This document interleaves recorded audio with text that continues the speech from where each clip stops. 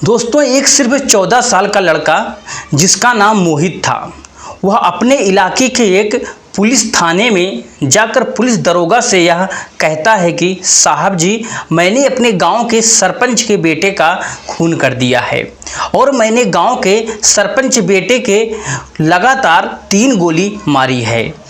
दोस्तों लेकिन पुलिस वाले उस लड़के पर यकीन करने के बजाय उस पर हंसने लगते हैं और ध्यान नहीं देते हैं दोस्तों, क्योंकि उस लड़के की आयु सिर्फ 14 साल की थी और वह लड़का छोटा और मासूम था। दोस्तों यह लड़का कैसे खून कर सकता था।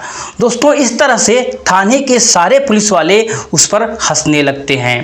दोस्तों आगे फिर क्या होता है जानेंगे हम आगे इस वीडियो में, लेकिन वीडियो में आगे बढ़ने से पहले बस आपसे एक रिक्वेस्ट है कि आप वीडियो को लाइक और चैनल को भी सब्सक्राइब कर लीजिए ताकि मेरा हौसला बढ़ता रहे। दोस्तों दरअसल यह घटना उत्तर प्रदेश राज्य के कन्नौज जिले की है, जो एक छोटे से गांव की है और उस गांव का नाम नाथ का पुरवा था।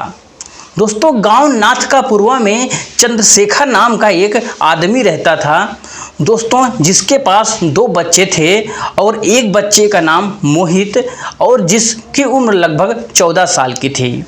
दोस्तों उस लड़की का नाम रूपा था दोस्तों, जिसकी आयु कम से कम 17 साल के आसपास रही होगी। दोस्तों उसका लड़का जो मोहित था अभी 8वीं कक्षा में पढ़ता था और बेटी रूपा अभी 11वीं कक्षा में पढ़ती थी दोस्तों, और जो दोनों स्कूल जो मात्र घर से 2 किलोमीटर दूरी पर जाते थे। दोस्तों हर रोज़ दोनों बच्चों स्कूल में पढ़ने जाया करते थे और स्कूल से 3 बजे के आसपास हर रोज़ छुट्टी हो जाया करती थी। दोस्तों वह घर पहुंचते ही अपनी पढ़ाई लिखाई ख़त्म करके दोनों बच्चे अपने कामों में व्यस्त हो जाते थे। दोस्तों मोहित का पिता एक रिटायर्ड स्कूल के मास्टर होता है और आजकल वो अपने खेत में कामकाज करता है ताकि वो खेती बाड़ी काम करता है। दोस्तों जैसे ही अगली सुबह होती है, मोहित और रूपा दोनों भाई बहन स्कूल के लिए तैयार हो जाते हैं दोस्तों, लेकिन अचानक ही मोहित के सिर में दर्द हो जाता है और वह अपने पिता से कहता है कि पिताजी, आज मैं स्कूल में नहीं जा पाऊंगा क्योंकि मेरा सिर दर्द कर रहा है। दोस्तों इस तरह से उसकी बहन रूपा स्कूल अकेले निकल पड़ती है और अपने स्कूल में चली जाती है। दोस्तों इस तरह से तकरीबन 3 बजे के आसपास रूपा की छुट्टी होती है और रूपा अपने स्कूल से घर के लिए निकलती है। दोस्तों जो स्कूल थोड़ी दूरी पर था तो इस वजह से रूपा स्कूल से घर पैदल ही जाया करती थी और घर से स्कूल पैदल ही जाया करती थी दोस्तों, लेकिन उसको आज यह नहीं पता था कि आज इसके साथ क्या होने वाला है।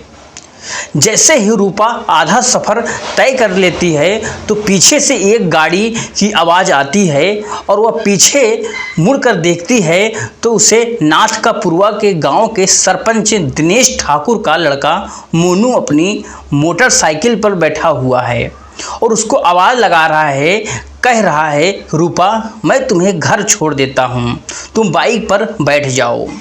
दोस्तों इस तरह से रूपा उसके पास जाती है और थोड़ा सा सोच समझकर उसके पीछे बाइक के बैठ जाती है। दोस्तों जैसे ही रूपा मोनू की मोटरसाइकिल के पीछे बैठती है तो थोड़ी दूरी तय करने के बाद वह एक छोटा सा पहाड़ी इलाका आता है और पहाड़ी इलाके को देखकर मोनू अपनी बाइक को हैंडल उसी की तरफ कर लेता है दोस्तों, और इस तरह से वो छोटे से पहाड़ी के बीच में पहुंच जाते हैं। और जैसे ही मोनू रूपा को लेकर पहाड़ों के बीच में पहुंचता है तभी वो अचानक से अपनी मोटरसाइकिल रोक लेता है और दोस्तों अपनी जेब से बंदूक निकालकर रूपा के कनपटी यानी सर पर रख देता है और वह कहता है, तुम सारे कपड़े उतारो।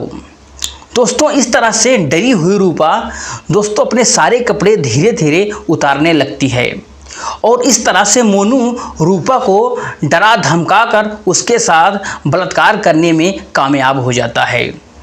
दोस्तों जब उसका जी भर जाता है तो वह रूपा को उसी पहाड़ी पर अकेले ही छोड़कर चले जाता है। दोस्तों दूसरी तरफ रूपा के माता पिता उसको ढूंढने लगते हैं, क्योंकि उसको लगभग 7 बजे का समय हो चुका था। दोस्तों इसके पिता कई जगहों पर जाता है और बेटी रूपा की तलाश करता है दोस्तों, लेकिन रूपा उसको नहीं मिलती है और लगभग शाम 7 बज चुका होता है और अपने दोस्त फिर रूपा के धीरे धीरे कदम चलकर अपने घर तक पहुंच जाती है। जैसे ही वह घर पहुंचती है अपने पिता को सारी घटना सुना देती है। दोस्तों इस सारी घटना मोहित जो 14 साल का उसका भाई था वह भी बड़ी ध्यानपूर्वक सुन रहा था, जो उनके मन के में घर कर जाती है, जिसका अंजाम आगे चलकर बहुत बुरा होता है। दोस्तों इस तरह से धीरे धीरे रात का समय हो जाता है और जैसे ही सुबह होती है तो रूपा के पिता अपने गांव पंचायत मेंबर के पास जाता है और सारी घटनाएं उनको बताने लगता है।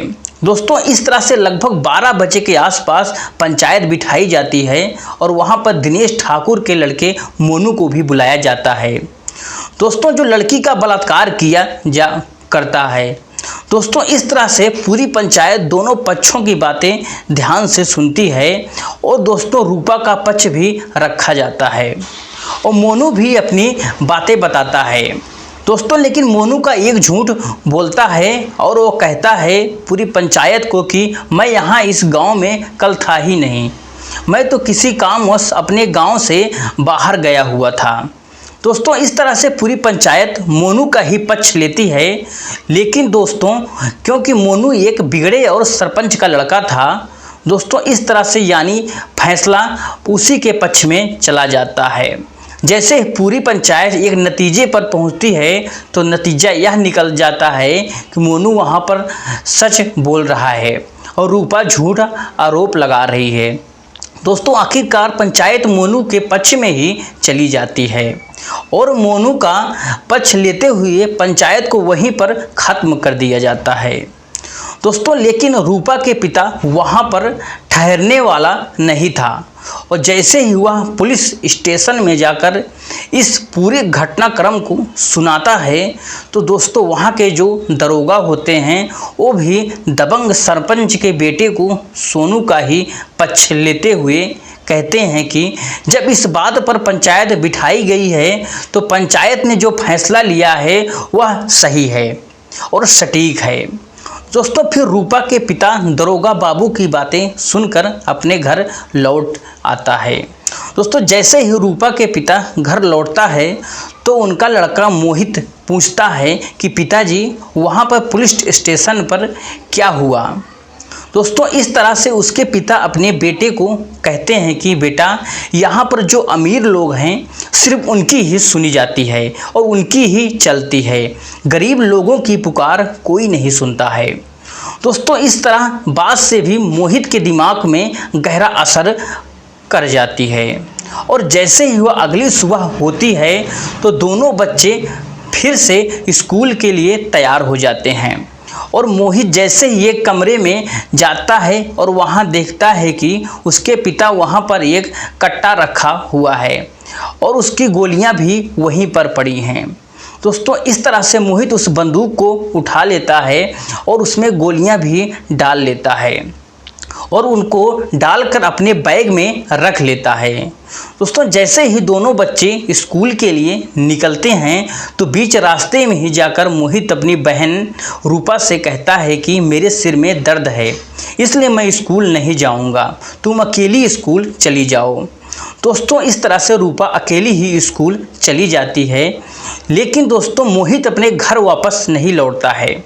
वह पूरे गांव में सरपंच के बेटे सोनू को तलाश करता है।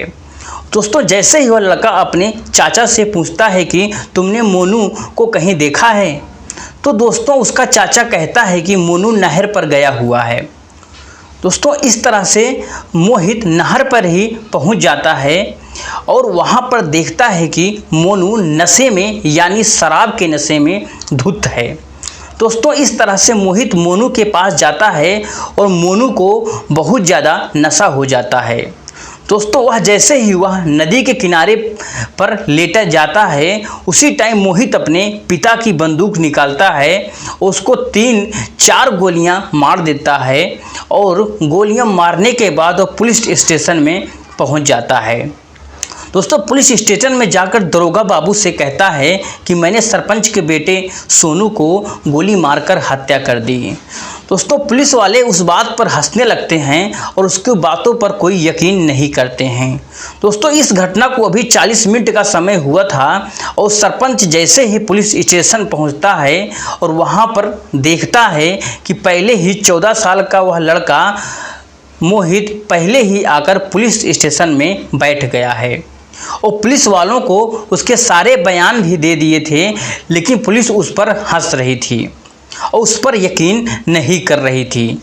लेकिन जैसे ही सारी घटना सुनाता है तो पुलिस के पैरों के तले ज़मीन खिसक जाता है और दोस्तों उसी टाइम मोहित को गिरफ्तार कर लिया जाता है।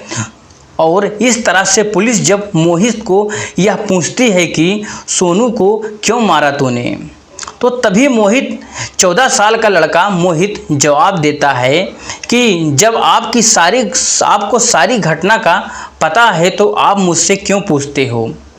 दोस्तों इस तरह से पुलिस भी वहां पर शर्मिंदा हो जाती है और पुलिस मोहित को जज के सामने पेश करती है। तो जज भी यह पूछता है कि इस हत्याकांड की वजह क्या है। दोस्तों जैसे ही पूरी सच्चाई जज के सामने आती है तो जज के आंखों में आंसू की धारा बहने लगती है। दोस्तों इस तरह से मोहित को बाल जेल में भेज दिया जाता है। दोस्तों कम से कम 4 साल के लिए, जब तक वह बालिग नहीं हो जाता है। दोस्तों इस घटना को सुनाने का मकसद किसी का दिल दुखाना नहीं है। दोस्तों आपको सिर्फ सतर्क और सचेत रहना है और आपको हमेशा जागरूक रहना है। दोस्तों यह कहानी आप लोगों को कैसी लगी है कमेंट में कमेंट करके ज़रूर बताएं। अगर आपको अच्छी कहानी लगी हो चैनल को सब्सक्राइब करिए। दोस्तों फिर मिलेंगे हम अगली वीडियो में, तब